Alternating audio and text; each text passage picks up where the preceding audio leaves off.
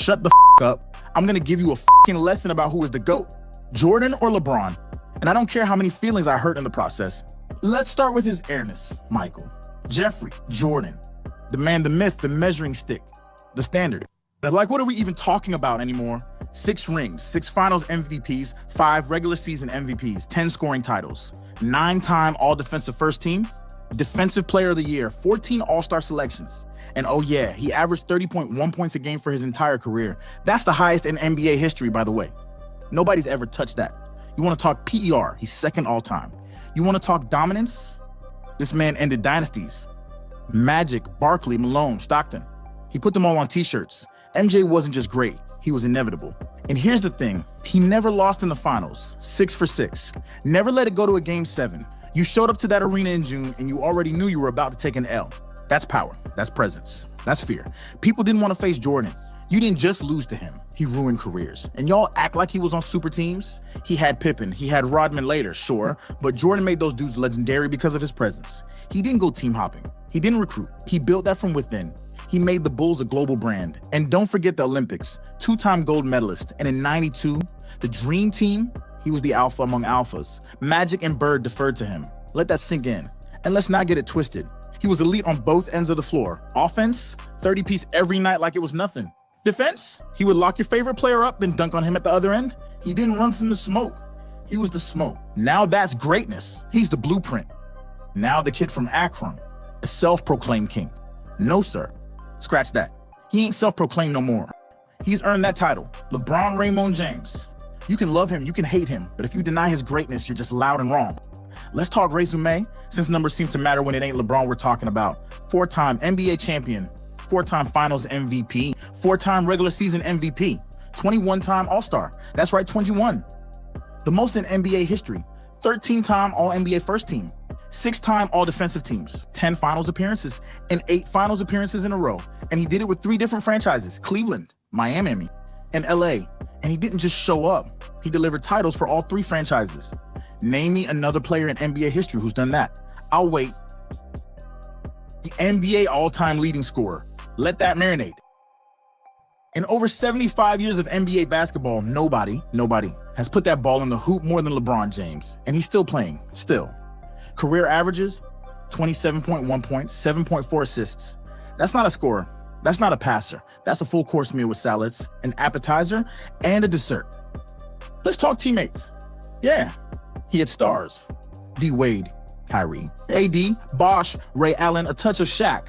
But ain't none of them won a chip without him since. He wasn't riding their coattails, they were riding his wave. And let's not forget the competition. Who did he have to face? Oh, just Tim Duncan's Spurs, Steph Curry's Warriors, and oh yeah, the 73-9 Golden State squad with KD added to it. That's like fighting Thanos and Galactus with no Avengers. But what did he do? Came back from 3-1 in the finals against that Warriors team. Game 7, the block, the comeback, the crown. That alone should have cemented him. But no, he kept going.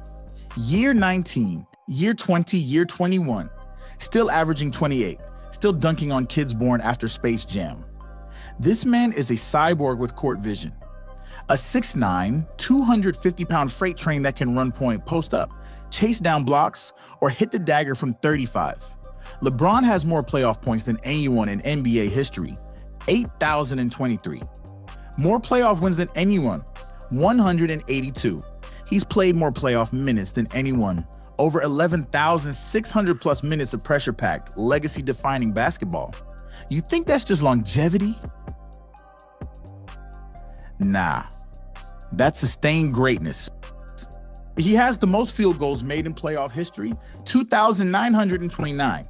Top 5 in steals all time as a forward. And oh yeah, 28 playoff triple-doubles. That's top 3 ever. You can't fake that.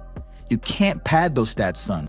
You don't rack up those kinds of numbers unless you're showing up every single time the damn lights are brightest. He didn't run from the grind. He redefined it. He didn't just play the game. He evolved it. LeBron James is not chasing ghosts anymore. He is one. The conclusion depends who you ask. So who's the GOAT? Well, that answer all depends on who's holding the mic and what era they grew up in. You ask your uncle who was rocking Bulls starter jackets in '96. You already know. Jordan is law. To them, it's not even a conversation. It's Jordan or shut the hell up. But then you ask someone born in the 2000s who's been watching LeBron bang on 7-footers since 4th grade, they look at you like, MJ, wasn't that the shoe guy? It's generational. It's emotional. It's personal.